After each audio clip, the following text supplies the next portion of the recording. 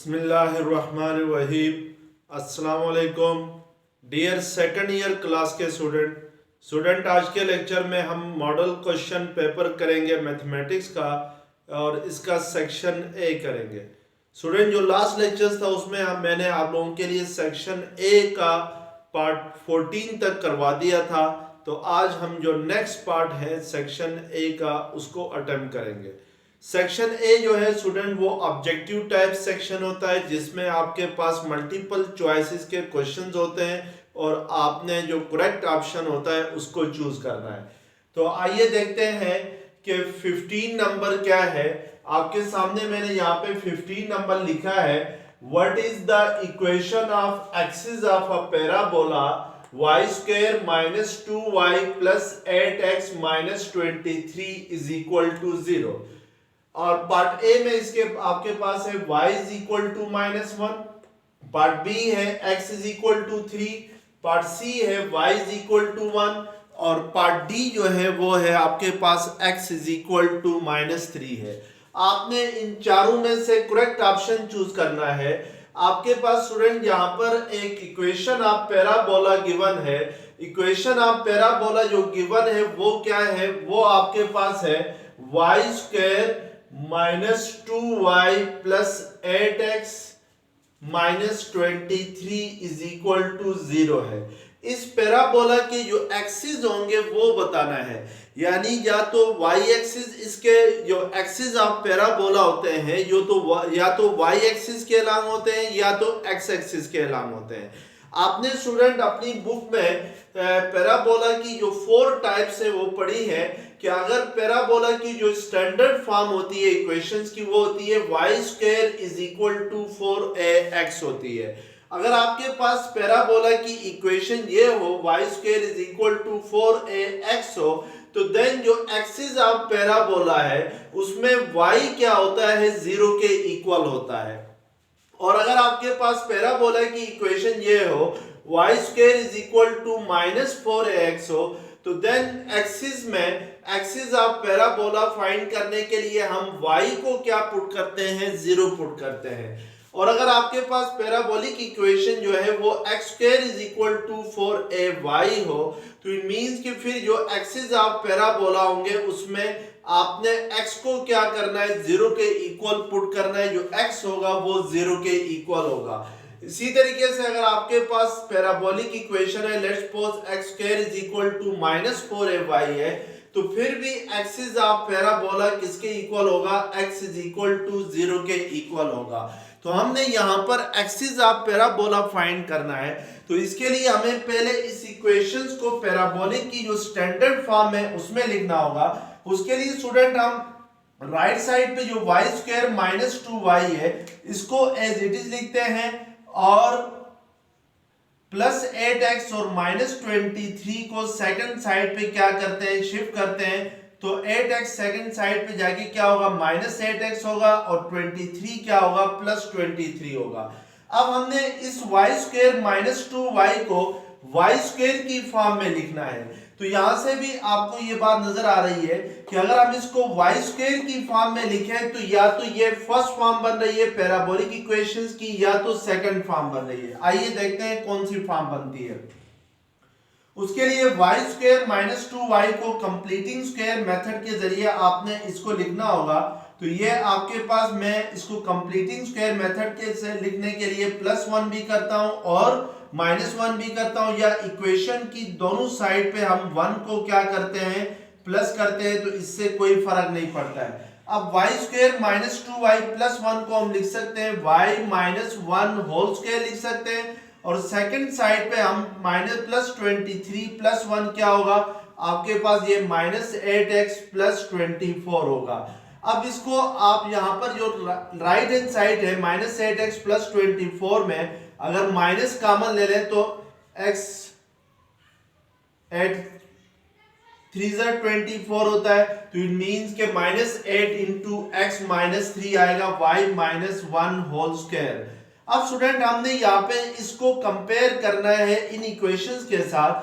तो हमारे पास हम लेट करते हैं यहाँ पर जो y माइनस 1 है उसको लेट करते हैं कैपिटल Y और जो x माइनस 3 है राइट हैंड साइड पे, इसको लेट करते हैं कैपिटल X, तो ये आपके पास इक्वेशन बनेगी y square is equal to minus 8x बन जाएगी। तो इट मींस कि आपके पास जो इक्वेशन बन रही है वो सेकंड टाइप की इक्वेशन बन रही है, जो पैराबोलिक इक्वेशन की सेकंड फॉर्म है वो बन रही है। जब सेकंड फॉर्म आपके पास आ रही हो तो उस वक्त एक्सिस ऑफ पैराबोला किसके इक्वल होता है, y इज इक्वल टू 0 के इक्वल होता है। तो इट मींस कि y स्क्वायर की जगह आपके पास कैपिटल Y स्क्वायर है जहां पर।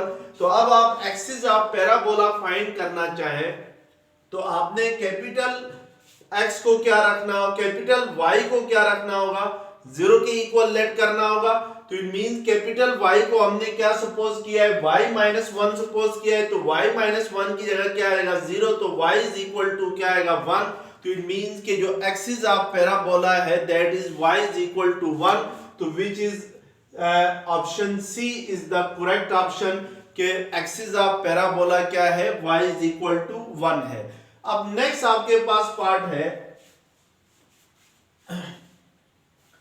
पार्ट 16 है कि if 5 and -2, 5, 4 are the vertices of a hyperbola, then the center of hyperbola is part A में आपके पास 0, 0 है, पार्ट बी में है 5 and 3, पार्ट सी में है 5 and 1, पार्ट डी में है 0.5 and 0।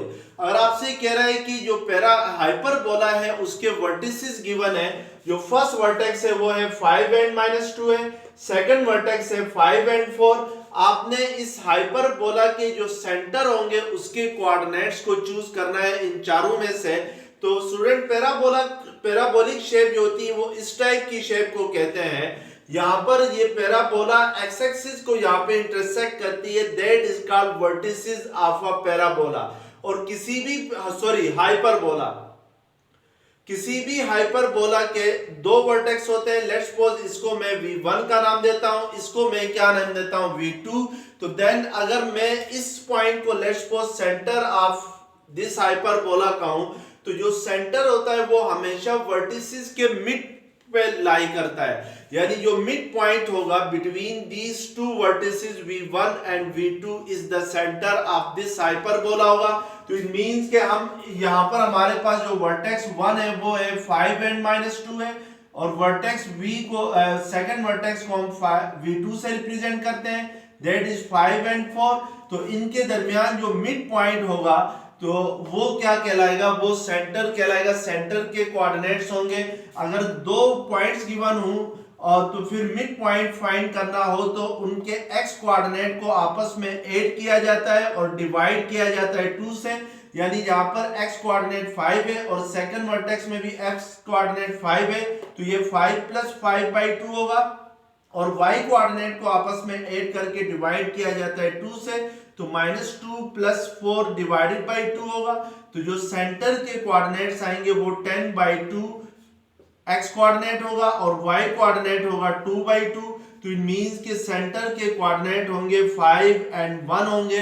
तो जो ऑप्शन आपके पास जहां पर है C, option C is the correct option कि इसके जो कोऑर्डिनेट्स है वो 5 and 1 है। तो इस हाइपरबोला के सेंटर के कोऑर्डिनेट्स क्या होंगे, 5 and 1 होंगे।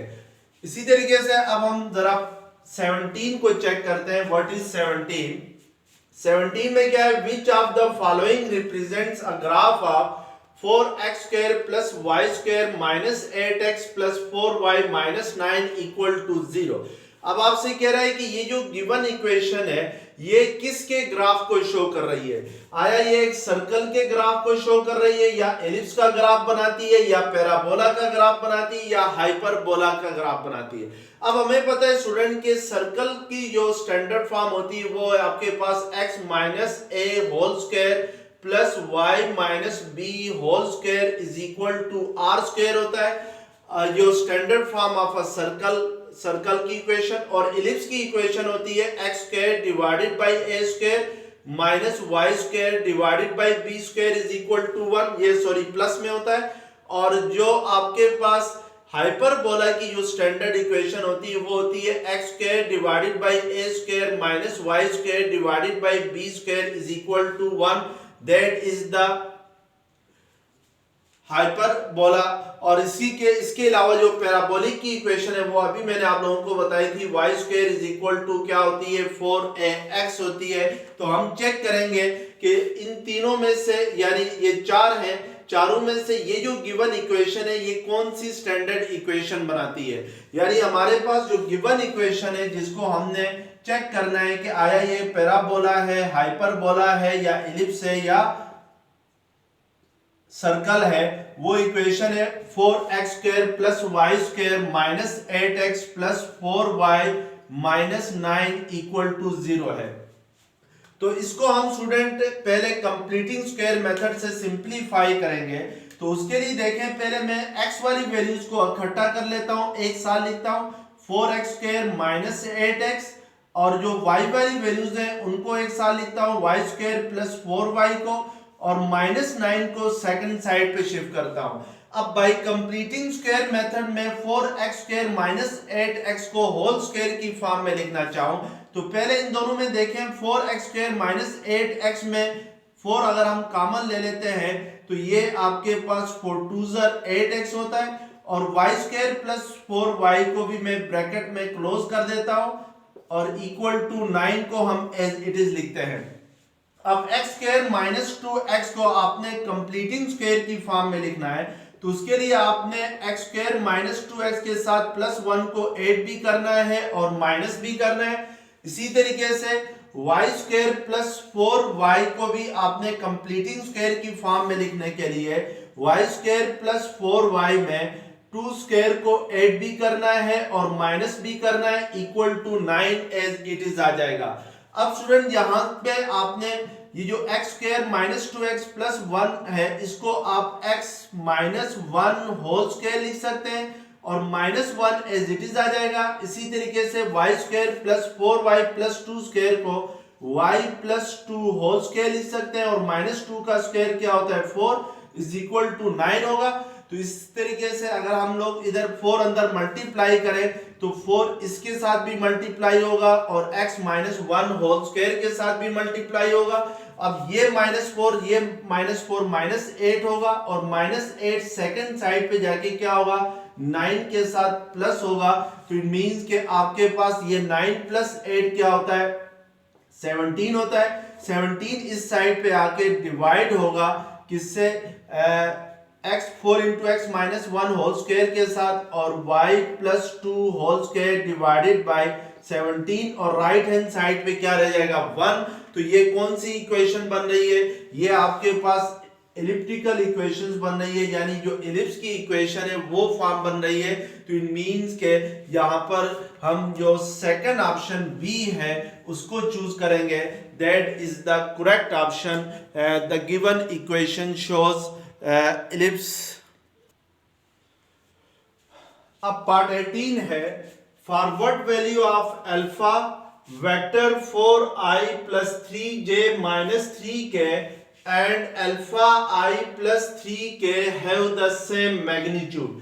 यहाँ पे स्टूडेंट आपसे ये कह रहा है कि इधर अल्फा की क्या वैल्यू रखें कि ये इन दोनों की जो मैग्नीट्यूड है वो क्या हो, सेम हो। यानी हमारे पास दो वेक्टर्स गिवन है और दोनों वेक्टर्स की मैग्नीट्यूड क्या है, सेम है। हमने क्या बतानी है कि अल्फा की वैल्यू क्या होगी। पार्ट ए में ऑप्शन है प्लस माइनस 5, पार्ट बी में है 5, पार्ट सी है 25, पार्ट डी है -5 है। स्टूडेंट कोई भी वेक्टर हो, लेट्स सपोज अगर आपके पास एक वेक्टर है x i hat plus y j hat plus z k hat है, तो इसकी मैग्नीट्यूड को हम इस तरीके से रिप्रेजेंट करते हैं, इस वेक्टर की मैग्नीट्यूड को, और ये इक्वल होती है under root X square plus Y square plus Z square के इक्वल होती है। तो इट मींस कि अगर यहाँ पे हमें गिवन ये है कि जो वेक्टर फर्स्ट वेक्टर है 4i plus 3j minus 3k, इन दोनों इसकी मैग्नीट्यूड और अल्फा i प्लस 3k की मैग्नीट्यूड आपस में क्या है, इक्वल है, और हमने अल्फा की वैल्यू चूज करनी है। तो मैग्नीट्यूड अगर फाइंड करें इस वेक्टर की तो ये 4 स्क्वायर प्लस 3 स्क्वायर प्लस -3 का स्क्वायर आएगा, और इस साइड पे अल्फा का स्क्वायर प्लस 3 स्क्वायर आएगा। तो दोनों साइड से स्क्वायर लेंगे तो square taking square on both side, तो स्क्वायर और स्क्वायर रूट क्या हो जाएंगे, कैंसल। तो 4 का स्क्वायर 16 होता है, 3 का 9, -3 का भी 9 होता है। इसी तरीके से इस साइड पे अल्फा स्क्वायर प्लस 3 स्क्वायर है, तो 3 का स्क्वायर क्या होता है, 9 होता है। इट मींस कि ये 9 और ये 9 क्या हो जाएंगे, कैंसल। तो अल्फा स्क्वायर किसके इक्वल आएगा, अल्फा स्क्वायर यहां से इक्वल आएगा 25 के, यानी 16 प्लस 9 25 होता है। तो अगर अल्फा स्क्वायर 25 है तो then what is alpha, alpha equal होगा प्लस माइनस 5 के। तो इट मींस कि जो ऑप्शन ए है that will be the correct option. अब नेक्स्ट ऑब्जेक्टिव आपके पास है, if vectors 3i hat -6j hat plus k hat and vector 2i hat -4j hat plus lambda k hat are parallel, then value of lambda is, part A में 2/3 है, part B में 3/2 है, part सी -3/2 है और part D जो है वो -2/3 है, पार्ट सी सॉरी -3/2 है। अब आपने यहाँ पर आपके पास ये गिवन है कि दो वेक्टर्स हैं, दोनों आपस में क्या है, पैरेलल है, और आपने ये बताना है कि अगर ये दोनों पैरेलल हों तो फिर जो लैम्डा है इसमें सेकंड वेक्टर में इसकी वैल्यू क्या होगी। तो पहले हम यहाँ पे ये देखते हैं स्टूडेंट कि दो वेक्टर्स कब पैरेलल होते हैं। दो वेक्टर्स तब पैरेलल होते हैं जब वो दोनों एक दूसरे के मल्टीपल की फॉर्म में हो, यानी अगर एक वेक्टर को किसी नंबर से मल्टीप्लाई करूं तो दूसरा वेक्टर मेरे पास आ जाए। लेट्स सपोज मैं यहाँ पर दो वेक्टर ड्रा करता हूं, ये वेक्टर ए है and that is vector B. आपको नजर आ रहा है कि ये दोनों वेक्टर्स पैरेलल हैं। इन दोनों में जो फर्क है वो किस चीज का है, वो मैग्नीट्यूड का डिफरेंस है। तो इट मींस कि अगर यहाँ पर हम लोग ए को किसी नंबर के साथ मल्टीप्लाई करें तो वो वेक्टर बी होगा। तो इट मींस कि हमें ये पता है कि two vectors are parallel if vector A is equal to K into B, where K is any number, K कोई सा भी नंबर है, कोई मल्टीपल है, कोई यानी B को अगर K के साथ मल्टीप्लाई करेंगे तो वेक्टर A आएगा, या B is equal to A K कह दें, तो जैसे आपकी मर्जी है आप इसको कर सकते हैं। लेकिन दो वेक्टर्स तब पैरेलल होते हैं जब दोनों एक दूसरे के मल्टीपल्स की फॉर्म में हो, यानी किसी न किसी नंबर से अगर एक वेक्टर को मल्टीप्लाई करें तो दूसरा वेक्टर हमारे पास आ जाए। अब उसका कहना है कि ये जो वेक्टर है ये दोनों वेक्टर्स आपस में क्या है, पैरेलल है। तो इसको लेट्स सपोज हम वेक्टर ए कह देते हैं और इसको वेक्टर बी कहते हैं, और हम सपोज करते हैं अगर ये दोनों पैरेलल हैं तो फिर ये कंडीशंस क्या करनी चाहिए, हर हाल में सेटिस्फाइड होनी चाहिए। तो वेक्टर ए आपके पास क्या है, 3i - 6j hat plus k had है, और k एज इट इज आएगा। वेक्टर बी आपके पास क्या है, 2i hat -4j hat plus lambda k had है। अब अगर मैं राइट हैंड साइड पे ब्रैकेट हटा दूं तो ये 2ki हैड हो जाएगा, -4kj हैड हो जाएगा, प्लस लैम्डा, इसको स्टूडेंट ये k के साथ कंफ्यूज हो जाएंगे तो इसलिए इसको कोई और नाम दे दें। इसको लेट्स सपोज इस मल्टीपल को आप c का नाम दे दें, तो ये आपके पास c आ जाएगा, और ये lambda into c k hat आ जाएगा। k hat is unit vector, c is the number. अब स्टूडेंट दो वेक्टर्स कब इक्वल होते हैं, जब दोनों के करस्पॉन्डिंग कंपोनेंट्स इक्वल हो, यानी करस्पॉन्डिंग कंपोनेंट्स मींस के आई हेड वाला कंपोनेंट आई हेड से इक्वल हो। तो राइट हैंड साइड पे देखें आई हेड का कोफिशिएंट क्या है, 3 है, और लेफ्ट हैंड साइड पे आई हेड का कोफिशिएंट क्या है, 2c है। इसी तरीके से यहाँ पे राइट हैंड साइड पे j हेड का कोफिशिएंट -6 है, और लेफ्ट हैंड साइड पे क्या है, j हेड का कोफिशिएंट -4c है।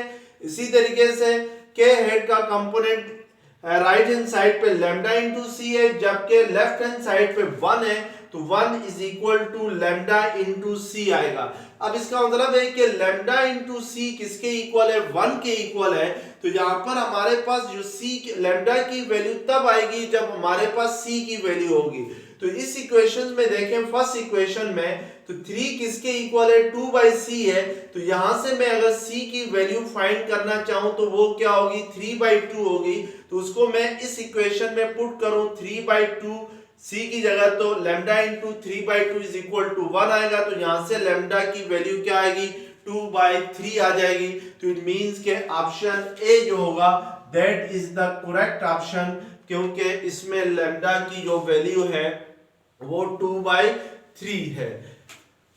अब नेक्स्ट ऑब्जेक्टिव हम देखते हैं। नेक्स्ट ऑब्जेक्टिव हमारे पास क्या है, what is the projection of i minus के along j प्लस के, यानी इस वेक्टर की प्रोजेक्शन जो है वो इस वेक्टर के along क्या होगी। प्रोजेक्शन कहते हैं स्टूडेंट, लेट्स सपोज मैं दो वेक्टर्स लेता हूं, एक वेक्टर में a लेता हूं, सेकंड वेक्टर में b ले लेता हूं। मैं अगर आपसे पूछूं कि वेक्टर a की प्रोजेक्शन along वेक्टर b क्या है, यानी इसका मतलब यह है कि वेक्टर a का कितना पार्ट वेक्टर b के along है, यानी वेक्टर a का कितना हिस्सा वेक्टर b के along है। जैसे मैं लेट्स सपोज इन दोनों मार्कर्स को यूं रखूं और मैं इसको वेक्टर a कहूं, इसको वेक्टर b कहूं, रेड मार्कर को, तो फिर ये जो मैं अगर आपसे पूछूं what is the projection of vector black marker along red marker, तो इसके लिए हम क्या करते हैं कि ब्लैक मार्कर की टिप से यानी इधर से एक परपेंडिकुलर ड्रा करते हैं इस रेड मार्कर के ऊपर। ये जो परपेंडिकुलर जाके इस रेड मार्कर को यहाँ पर इंटरसेक्ट करता है, वहां से ओरिजिन तक ये जो आपके पास डिस्टेंस होगा that is the projection of black marker along red marker होगा।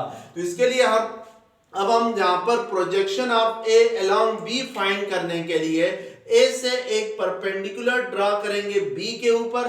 तो ये जो परपेंडिकुलर जाके बी को यहां पर इंटरसेक्ट करता है, लेट्स सपोज मैं इसके वर्टेक्स को ए कह देता हूं, इसकी ट्यूब को बी कहता हूं, इसको सी कहता हूं, तो A C will be the projection होगी, यानी A C projection of A along B होगी। यानी इसको हमने क्या करना है, फाइंड करना है। Projection of A along B कैसे फाइंड करते हैं, तो ये आपके पास क्या बन रही है, एक राइट एंगल ट्रायंगल बन रही है। इस राइट एंगल ट्रायंगल में आपने क्या करना है कि ए सी फाइंड करना है। तो आपको पता है कि किसी भी राइट एंगल ट्रायंगल के अंदर अगर लेट्स सपोज इस एंगल को मैं थीटा कहूं, तो कॉस थीटा किसके इक्वल होता है, कॉस थीटा इक्वल होता है पर बेस बाय हाइपोटेन्यूज होता है।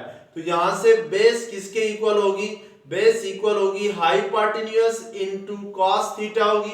तो अब यहां पे देखें आपके पास हाइपोटेन्यूज क्या है, ए है, और ए मैग्नीट्यूड ऑफ ए है, यानी ये वेक्टर ए की मैग्नीट्यूड है और a इंटू कॉस थीटा आएगी। तो इट मींस कि ये बेस आ जाएगी, इसकी AC के इक्वल आ जाएगा। बेस क्या है इस राइट एंगल ट्रायंगल में, AC है। तो इट मींस के a cos theta will be the projection of a along b होगा। अब हमने यहाँ पर प्रोजेक्शन फाइंड करनी है किसकी, इस वेक्टर को मैं लेट्स सपोज फर्स्ट वेक्टर को a का नाम देता हूँ i माइनस k को, और जो सेकंड वेक्टर है उसको मैं b का नाम देता हूं j प्लस k को। अब हमने प्रोजेक्शन फाइंड करनी है, तो हमने डॉट प्रोडक्ट पढ़ा हुआ है कि a डॉट b किसके इक्वल होता है, a b cos थीटा होता है। यहां से मैं अगर a cos थीटा की वैल्यू फाइंड करना चाहूं तो a cos थीटा किसके इक्वल होगा, a dot b divided by b के इक्वल आएगा, यानी वेयर जो डिनोमिनेटर में b है that is the magnitude of vector b आएगी। तो इट मींस के a cos थीटा फिर किसके इक्वल आएगा, vector a dot b, vector a आपके पास क्या है i माइनस k है, डॉट वेक्टर b क्या है j प्लस k है, divided by magnitude of vector b find करना है, यानी इस वेक्टर की मैग्नीट्यूड फाइंड करनी है। तो इसके लिए हमें अंडर रूट 1 का स्क्वायर प्लस 1 का स्क्वायर होगा, यानी i का j का भी कोफिशिएंट 1 है, k का भी कोफिशिएंट 1 है, तो ये क्या आएगी अंडर रूट 2 आएगी। तो इट मींस के अब हम इसका डॉट प्रोडक्ट लेते हैं, तो यहाँ पर i का कोफिशिएंट 1 है, सेकंड वेक्टर में i एग्जिस्ट ही नहीं करता है, तो इट मींस के ये 0 हो जाएगा। माइनस फर्स्ट वेक्टर में अब j नहीं है तो फिर उसकी भी जगह 0 पुट करेंगे। यानी आपने जब भी दो वेक्टर्स का डॉट प्रोडक्ट लेना होता है तो वो कैसे लेना होता है, लेट्स सपोज अगर आपके पास एक वेक्टर है ax X I hat plus Y J hat plus Z K hat है। दूसरा वेक्टर बी है, let's suppose A I hat plus B J hat plus C K hat है। तो ए डॉट बी करूं तो A dot B किसके equal होगा, vector A dot vector B equal होगा A into X plus B into Y plus C into Z होगा। यानी आई के कोफिशिएंट्स को आपस में मल्टीप्लाई करना है, जे के कोफिशिएंट्स को आपस में मल्टीप्लाई करना है और के कोफिशिएंट्स को आपस में मल्टीप्लाई करके इनको फिर आपने ऐड कर देना है। तो इधर i का कोफिशिएंट 1 है, सेकंड वेक्टर में i नहीं है तो इट मींस कि उसका कोफिशिएंट 0 है। फर्स्ट वेक्टर में j नहीं है तो इट मींस कि उसका कोफिशिएंट 0 है। और यहाँ पर k का कोफिशिएंट अगर कुछ भी नहीं है तो -1 है और इधर k का कोफिशिएंट 1 है तो 1 इंटू -1 क्या होगा, 1 डिवाइडेड बाई √2 होगा। तो दैट विल बी -1 बाई √2 आएगा। तो आपके पास जो ऑप्शन सी है वो क्या है, -1 बाई √2 है। तो इट मींस के option C will be the correct option of this objective. तो इस तरीके से हम इसको क्या करेंगे, सॉल्व करेंगे।